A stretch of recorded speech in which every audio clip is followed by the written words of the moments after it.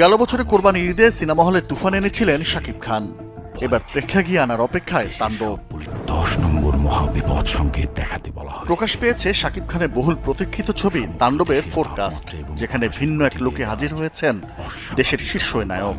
সমগ্র দেশবাসীকে তাই আজ যে যেখানে অবস্থান করছেন, ঝড় তুফান নয়, এবার দেশের আবহাওয়া পরিস্থিতিতে দেয়া হয়েছে ভয়াবহ তাণ্ডবের পূর্বাভাস।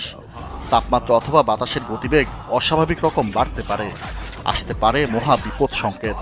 দেশবাসীকে তাই যার যার অবস্থানে থাকতে করা হয়েছে অনুরোধ। তাণ্ডব ছবির 1 মিনিট 41 সেকেন্ডের পূর্বাভাসের প্রথমাংশে এমন নাটকীয়ভাবেই দেয়া হলো সতর্কবার্তা, যে ভিডিওটির পুরোটা জুড়েই ছিল রহস্যে ঘেরা। পুরো ভিডিওতে মুখোশের আড়ালে থাকলেও শেষটায় দেখা দিয়েছেন শাকিব খান। এরপরই প্রশ্ন উঠেছে, গল্পে তার চরিত্রটি আসলে কি।